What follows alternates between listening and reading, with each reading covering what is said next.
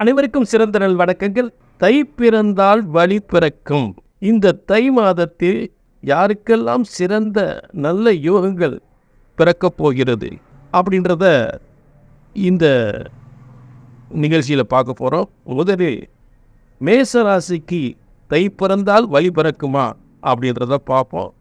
ஒரு முக்கியமான விஷயம், 10 வருடத்துக்கு அப்புறம் இந்த பிறக்கக்கூடிய தை மேச ராசிக்கு அப்போ சொல்ல முடியாது. அப்படிப்பட்ட டாப்பில் போகக்கூடிய மேச ராசிக்காரங்க ரொம்ப டாப் மோஸ்டில் போகக்கூடிய ஒரு சிறந்த பலன்கள் 10 வருஷத்துக்கு அப்புறம் கிடைக்க போகுது.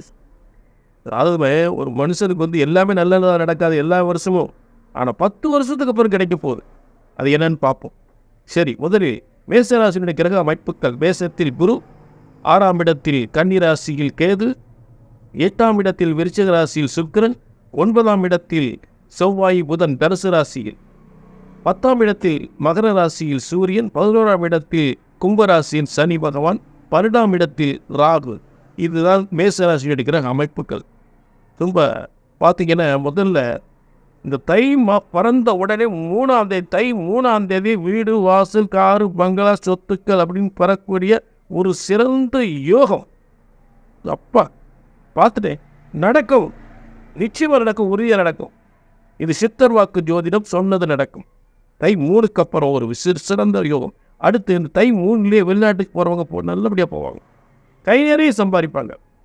அடுத்து பூர்வ புண்ணிய ஸ்தானாதிபதி என்று சொல்லக்கூடிய சூரியன் 10ஆம் இடத்தில் இருக்கும் பொழுது அந்த மேசராசியுடைய பூரிய சொத்துக்கள் தாப்பனால் மிகப்பெரிய யோகங்களை அடையக்கூடிய நிலை ஏற்படும். தாப்பனை தொழில் வச்சு கொடுக்கக்கூடிய நிலை ஏற்படும். இல்லாட்டி தாப்பனுடைய சொத்துக்களையும் தொழிலையும் பொறுப்பு இருக்கக்கூடிய நிலை ஏற்படும். இது ஒரு சிறந்த அமைப்பு. மிகப்பெரிய சொத்துக்களை பராமரிக்க பொறுப்பு ஏற்படும். அடுத்து இந்த மேச ராசியுடைய பிள்ளைகள் ரொம்ப நாள் வெளிநாட்டுக்கு போக முயற்சி பண்ணிட்டு இருப்பாங்க. அவங்களுக்கெல்லாம் வெளிநாட்டுக்கு போகக்கூடிய வாய்ப்பு இந்த தை மாதத்தில் உறுதியாக உண்டு. சரிங்களா? அதில் எந்த கை நிறைய சம்பாதிக்கலாம். மேசராசியுடைய பிள்ளைகள் பொதுவாக மை 3ஆம் தேதி மேசராசிக்காரங்களும் வெளிநாட்டுக்கு போகலாம்னு சொல்லிட்டு அவங்க பிள்ளைகளும் வெளிநாட்டுக்கு போகலாம். நல்ல ஒரு கை நிறைய சம்பாதிக்கலாம். அப்போ குடும்பத்துக்கு நிறைய வருமானம் வரும். அது ஒரு முக்கியமான விஷயம். சரி, அடுத்து என்னன்னு கேட்டிங்கன்னா, தை 21 ரொம்ப முக்கியம். தை 3 ஒரு முக்கியம், தை 21 முக்கியம். ஆக அந்த தை 21ஆம் தேதி பூமிகாரம் என்று சொல்லக்கூடிய செவ்வாய் 10ஆம் இடத்தில் சிறந்த வலிமையோடு 38 நாள் இருக்க போகிறார். அப்பா இந்த கொட்டி கொடுக்க போகிறார் எல்லா பிரச்சனையும். இவ்வளோ நாள் முடியாத இட பிரச்சனைகள், சொத்து பிரச்சனைகள், அதே நேரத்தில் தொழில் வருமானத்தில் முடக்கப்பட்ட விஷயங்கள், எல்லா பிரச்சனைகளுமே மிகப்பெரிய வெற்றி அடையக்கூடிய சிறந்த வலிமை உச்சம் பெறார் பூமிகாரகன். அதே நேரத்தில் ராசியாதிபதி, உங்களுக்கு ராசியாதிபதி எப்பயுமே ஒரு ராசிக்கு அதிபதி உச்சம் பெறுவது ரொம்ப சிறப்பான காலம். 38 நாள்.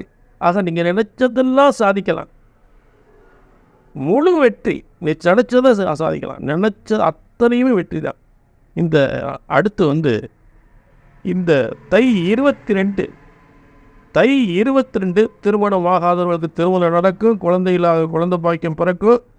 இப்படிப்பட்ட ஒரு விஷயங்கள் தை 22. ஆக இதெல்லாம் தை மாதத்தினுடைய ஒரு சிறந்த பலன்களாக மேசராசிக்கு அமையப் போகிறது. 10 வருடத்துக்கு அப்புறம் ஒரு சிறந்த யோகம். மீண்டும் ஒரு நல்ல விளக்கத்தோடு சந்திக்கிறேன். நன்றி, வணக்கம்.